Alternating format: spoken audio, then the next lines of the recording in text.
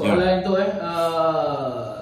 Ketua WIP Perikatan Nasional, kita masuk balik bab Perikatan Nasional Ketua WIP Perikatan Nasional Taqiyuddin, dia mendakwa pelbagai syarat diletakkan oleh kerajaan dan sebagainya untuk apa orang kata dapatkan peruntukan sama rata dan sebagainya tu kan.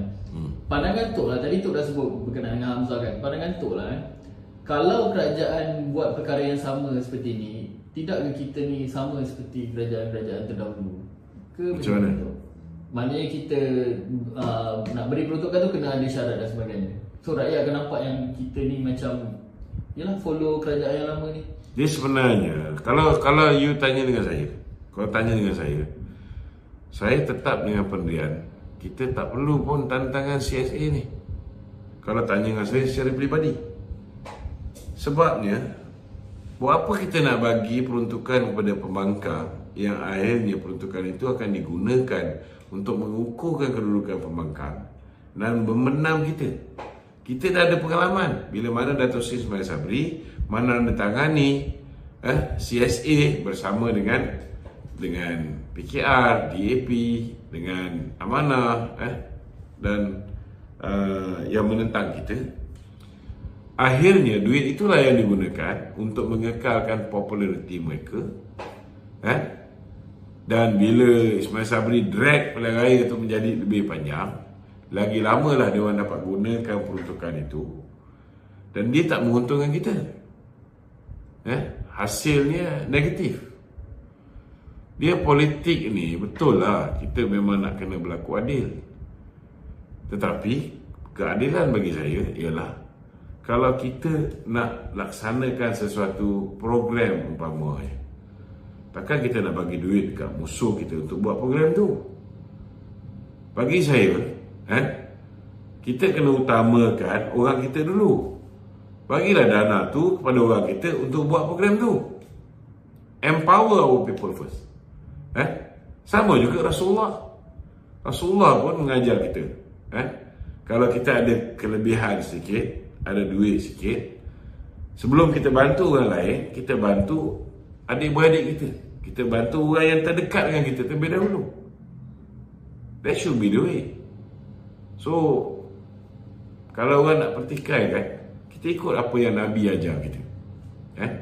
Nabi ajar kita, sebelum kita jaga orang lain, kita jaga adik-beradik kita dulu. Kita jaga orang yang dekat dengan kita dulu. Jadi kalau kita ada musuh kita sebagai ahli parlimen di sesuatu tempat, tetapi kita ada adik-beradik kita ataupun saudara-saudara dalam kerajaan perpaduan yang menjadi penyalaras dul, so sewajarnya kita empower kita punya wakil di situ. Biar mereka yang menyantuni rakyat di kawasan tersebut. Bagi saya, orang lain dia ada pendirian dia masing-masing. Kalau tanya dengan Syed Saddiq, mesti Syed Saddiq membantah. Betul tak? Tetapi ketika dia berada dalam kerajaan, apa yang dia buat? Apa nasihat yang dia bagi kepada Mahathir? Bila Mahathir tak bagi peruntukan kepada wakil rakyat daripada Barisan Nasional, ada dia bising? Tak ada. Tiba-tiba bila dia dah jadi pembangkang sekarang ni, konon-kononnya dia ni ialah seorang manusia yang berprinsip. Orang bodoh boleh dah letak merah. Betul tak? Okey Tok, semalam penggulungan Belanjawan 2024 kan Tok kan, dari segi dasarnya telah diterima. So mungkin ada komen sikit daripada Tok berkenaan dengan ni. Pertama sekali saya ucap jutaan terima kasih kepada semua ahli parlimen, termasuklah ahli parlimen pembangkang, kerana belanjawan itu telah diluluskan tanpa undi berbelah bagi. Dalam arti kata lain, mereka semua bersetuju, termasuklah pembangkang pun bersetuju dengan belanjawan tersebut. Maknanya ini menunjukkan bahawa mereka pun profesional lah tuan-tuan. Mereka tidak mereka tahu mereka tak boleh menang.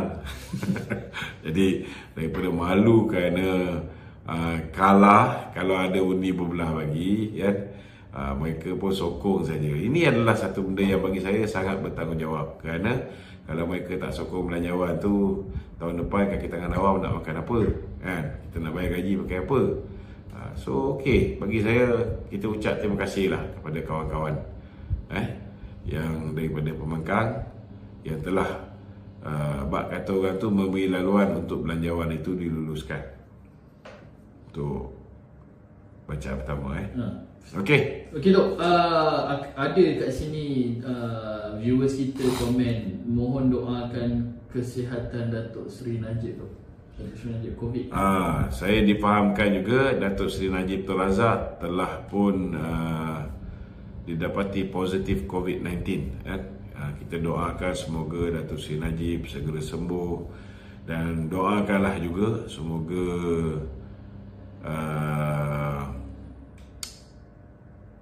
ke bawah duli tuanku sebelum baginda berangkat pergi ke Pahang semula.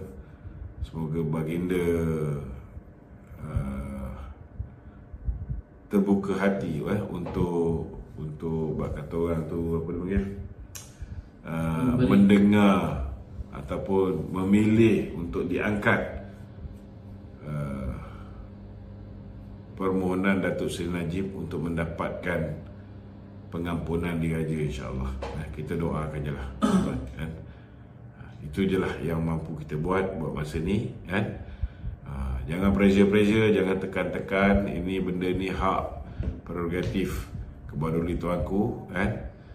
Tak payahlah nak berharap pergi ke istana dan sebagainya.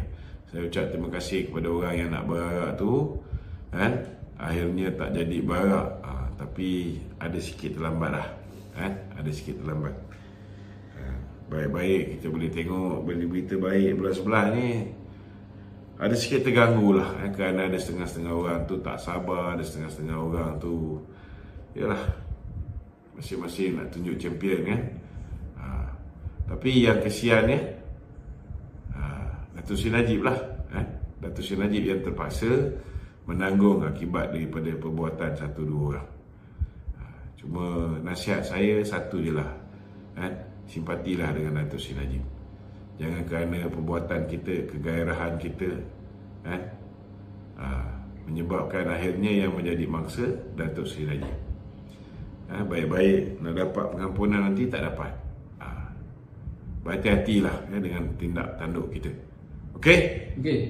Tok, ada isu rakyat sikit tu kan. Okey.